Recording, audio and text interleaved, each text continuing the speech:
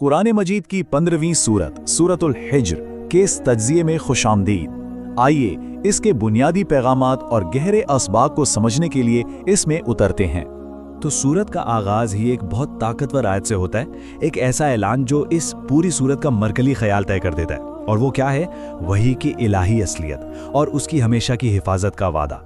ये एक ऐसा वादा है जो कुरान को तमाम इल्हामी किताबों में एक बिल्कुल ही मुनफरिद मकाम अता करता है। अच्छा, तो अब हम पहले बड़े मौजू की तरफ बढ़ते हैं, यानी वही की सच्चाई और इस पर इंसानों के रद्द अमल के दरमियान जो एक गहरा फर्क है उसे देखते हैं। यहाँ हम देखते हैं कि काफिरों का इब्तिदाई रद्द अमल क्या था। एक तरफ तो वाज़े पैगाम था, लेकिन दूसरी तरफ वो मादी सबूत मांग रहे थे, मजाक उड़ा रहे थे। वो कहते थे, भाई अगर ये पैगाम सच्चा है तो हमारे सामने फरिश्ते क्यों नहीं आते। ये रवैया दरअसल उनके दिलों की सख्ती और हक को जानबूझकर कबूल ना करने की निशानी है। और यहाँ उनके इनकार की गहराई को मजीद वाज़ेह किया गया है, यानी उनके दिल सच्चाई के खिलाफ इतने सख्त हो चुके थे कि अगर मौजज़ाती तौर पर उनके लिए आसमान का दरवाज़ा भी खोल दिया जाता तो भी वो इसे जादू ही करार देते। ये दिलों पर मुहर लग जाने का एक बहुत ही ताकतवर बयान है। आइए अब चलते हैं कायनात की सबसे पुरानी कहानी की तरफ, यानी तख्लीक की कहानी। इसमें इंसानियत की इब्तिदा, इताअत का मेयार और तकब्बुर पर मबनी पहली नाफरमानी पर बात की गई है। आदम अलैहिस्सलाम की तख्लीक और इब्लीस का इनकार, ये कहानी असल में आजिज़ी और तकब्बुर के दरमियान की बुनियादी कशमकश को सामने लाती है। जैसे ही हुक्म हुआ, फरिश्तों ने फौरन इताअत की, लेकिन इब्लीस जो जिन्नात में से था अपने गुरूर की वजह से पीछे हट गया। यहाँ इब्लीस के अपने अल्फाज पर गौर करना बहुत जरूरी है। वो क्या कहता है? मैं इस इंसान को सजदा नहीं कर सकता जिसे तूने खिनखिनाती मिट्टी से बनाया है। यानी उसने अपनी बर्तरी की बुनियाद किस चीज पर रखी? मादे पर, कि आग जिससे वो बना है मट्टी से बेहतर है। बस यही वो तकब्बुर था, यही वो गुरूर था जो उसके जवाल की वजह बना। ये वो लम्हा था जब तकब्बुर ने अक्ल पर पर्दा डाल दिया और हमेशा की नाफरमानी की बुनियाद रख दी। और तख्लीक की ये कहानी इस इलाही वादे पे खत्म होती है कि भले इब्लीस को बहकाने की मोहलत मिल गई है, लेकिन जो लोग अल्लाह के लिए मुखलिस हैं वो इसके असर से महफूज रहेंगे। यही वो सीधा रास्ता है जिसका जिक्र इस सूरत में बार बार किया गया है।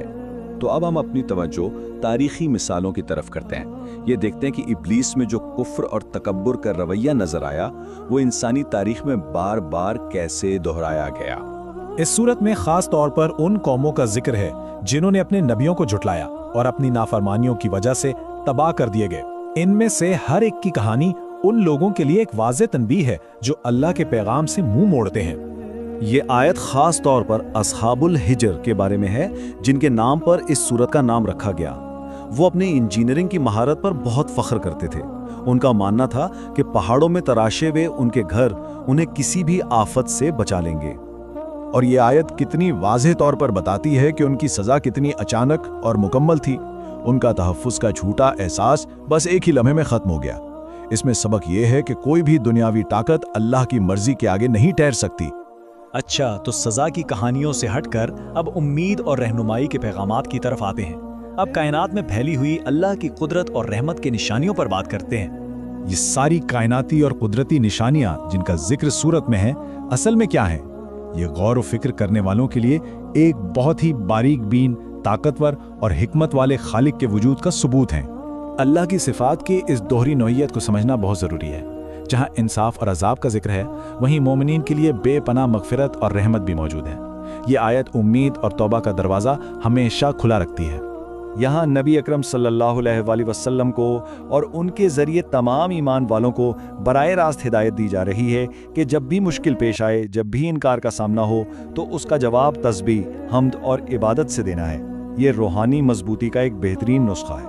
और हम अपनी बात इस गहरे हुक्म पर ख़त्म करते हैं कि यकीन आने तक इबादत करते रहो। यहाँ यकीन से मुराद इल्म की वो हतमी सच्चाई है जिसे मौत कहते हैं।